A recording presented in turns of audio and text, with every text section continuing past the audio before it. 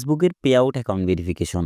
আজকাল প্রায় সকল ফেসবুক ইউজাররাই এই সমস্যার সম্মুখীন হচ্ছে যে verify document to receive pay out. এই সমস্যাটা কিন্তু সবাই সম্মুখীন হচ্ছে। এখানে ক্লিক করলে ৩ টা অপশন দেখা যায়। টেক এ সেলফি মানে আপনার সেলফি আপলোড করতে হবে, আপলোড ইউর আইডি, পাসপোর্ট কিংবা ন্যাশনাল আইডি আপলোড করতে হবে, আপলোড ইউর ব্যাংক স্টেটমেন্ট। এই ইনফরমেশনগুলা কি অনুযায়ী আপলোড করবেন, কিভাবে আপলোড করবেন? প্রায় কিন্তু ৯০% লোকই এই পে আউট অ্যাকাউন্ট ভেরিফিকেশনে ব্যর্থ হয়। ১০% শুধু সফল হয়। এখন আপনারা যদি সম্পূর্ণ গাইডলাইন মেনে আমি যেভাবে বলতেছি ঠিক সেরকমভাবে যদি গেলে আপনার পে আউট ভেরিফিকেশনের জন্য ডকুমেন্ট আপলোড করতে পারেন, তাহলে আশা করা যায় ইনশাআল্লাহ আপনাদের পে আউট অ্যাকাউন্টটা ভেরিফিকেশন হয়ে যাবে, কমপ্লিট হয়ে যাবে। এখন কিভাবে কি করে আপলোড করবেন? আপনারা সর্বপ্রথম আপনাদের যে পে আউটেরটা আছে এটা ভালোভাবে লক্ষ্য করবেন। যদি আপনার নিজের ডিটেইলস দিয়ে পূরণ করেন তাহলে তো হইলই। আর যদি আপনি অন্য কারো কাছে কিনে থাকেন রং ডিটেইলস থেকে তাহলে একটু ভেরিফিকেশনটা করাটা অনেক ক্রিটিক্যাল মানে অনেক একটা কঠিন হয়ে যাবে। যাদের এখনো কিন্তু সময় আছে, যাদের ভেরিফিকেশন আসে নাই তারা পে আউটটা ঠিক করে নেন। পে আউটের সব ডিটেইলসই কিন্তু এডিট করা যায় সাপোর্ট টিমের সাথে কথা বলে। এ বিষয়ে হেল্প লাগলে আমার সাথে যোগাযোগ করতে পারেন। এখন দেখেন পে আউটে আসছি। আমার এখানে অনেকগুলো পে আউট আছে। এর মধ্যে এই যে ৮২১ এই পে আউটটা এখন ভেরিফাইড ডকুমেন্ট চাচ্ছে। মানে এই পে আউটটা ডকুমেন্ট আপলোড করে ভেরিফাই করতে বলতেছে। আমরা ভেরিফাই ডকুমেন্টে ক্লিক করছি। Take a selfie. এখানে টেক এ সেলফিতে ক্লিক করার পরে এখন কার সেলফি নিবেন? নরমালভাবে আপনার সেলফি নিলেই হবে। আপনার সেলফি নিবেন আর পে আউটে যে নেম আর ডেট অফ বার্থ আছে, লিগ্যাল নেম আর ডেট অফ বার্থ ওই অনুযায়ী ডকুমেন্ট সাবমিট করতে হবে। যার লিগ্যাল নেম আর ডেট অফ বার্থ তার এনআইডি সাবমিট করতে হবে। মানে চেষ্টা করবেন যে লিগ্যাল নেম আর ডেট অফ বার্থ যার তারই যেন টিন সার্টিফিকেট থাকে, তারই যেন ব্যাংক থাকে। ৩ টা যদি সেম মানুষের হয় তাহলে কিন্তু পারফেক্ট। মানে আপনারা কেউ কিন্তু কোনো কিছু করতে পারবে না। সাথে, সাথে কিন্তু পে আউট অ্যাকাউন্ট ভেরিফিকেশন হয়ে যাবে। ৩ টা সেম মানুষের হইলে লিগ্যাল নেম আর ডেট অফ বার্থ যার, টিন সার্টিফিকেটও তার, ব্যাংক অ্যাকাউন্টও তার। ৩ টা যদি মিলও না থাকে তাও আপনার লিগ্যাল নেম আর ডেট অফ বার্থ আর টিন সার্টিফিকেট এই ২ টা জিনিস সেম মানুষের হইতে হবে। এখন দেখেন সেলফি কিন্তু ভেরিফাই করা শেষ। এটা মূলত আমার সেলফি আমি আপলোড করে দিছি। এখন এইখানে সাবমিটে ক্লিক করলে কিন্তু এই একটা ধাপ কমপ্লিট। আমাদের কিন্তু বেগে নিয়ে এসে পড়বে। বেগে নিয়ে এসে পড়ার পরে দেখবেন কিন্তু যে একটা ধাপ কমপ্লিট হয়ে গেছে মানে সেলফির ধাপ complete. Identity confirmation in progress. তারা বলতেছে মানে তাদের এখানে জমা গেছে। ফিনিশে ক্লিক করলে কিন্তু এখানে টিক চিহ্ন এসে পড়ছে।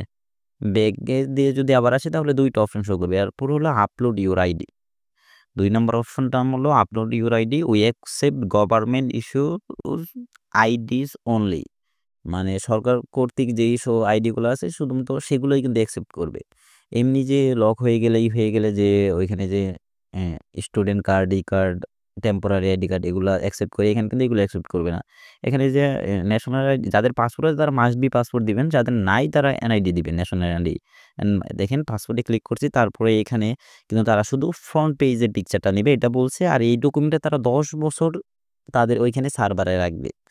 এখন দেখেন আপলোড ইউর আইডিতে ক্লিক করে আমরা কিন্তু আমাদের যে পাসপোর্টটা আছে ওইটা হাতে নিয়ে শুধু ফ্রন্ট পেজটা দিছি, আপলোড কিন্তু হয়ে গেছে।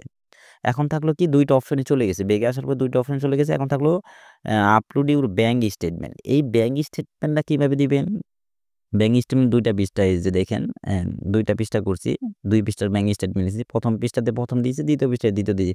আপনার ব্যাংক স্টেটমেন্ট যদি পিডিএফ ডাউনলোড করেন তাহলে তো ওইটা থেকে শুধু পিডিএফ টু জেপিজি কনভার্ট করে এখানে পিকচার আপলোড করবেন।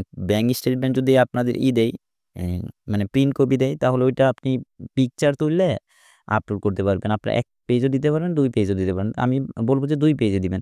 তাহলে ব্যাংক স্টেটমেন্টটা কার দিবেন? ওই পে আউটের সেটিং এ যেয়ে দেখবেন কার ব্যাংক অ্যাকাউন্ট দেওয়া।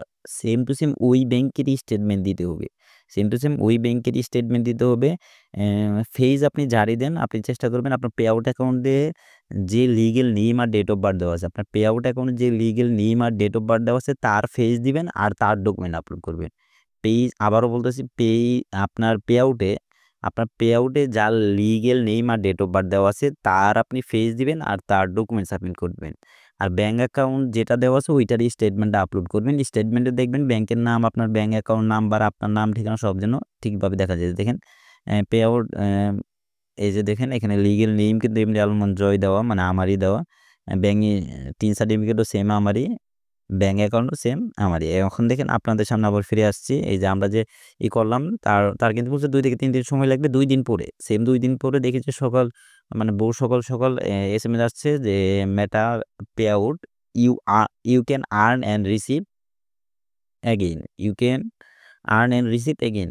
মানে এইটা নোটিফিকেশন পাচ্ছি, পাওয়ার পরে আমরা যখন পে আউটে যাই দেখি যে সাকসেসফুলি ভেরিফাই হয়ে গেছে। পে আউট অ্যাকাউন্টটা ভেরিফিকেশন কমপ্লিট হয়ে গেছে। তাদের যে এই বেটিং আছে, ভেরিফিকেশন বেটিং, এটা কিন্তু আমারটা কমপ্লিট করে ফেলছে।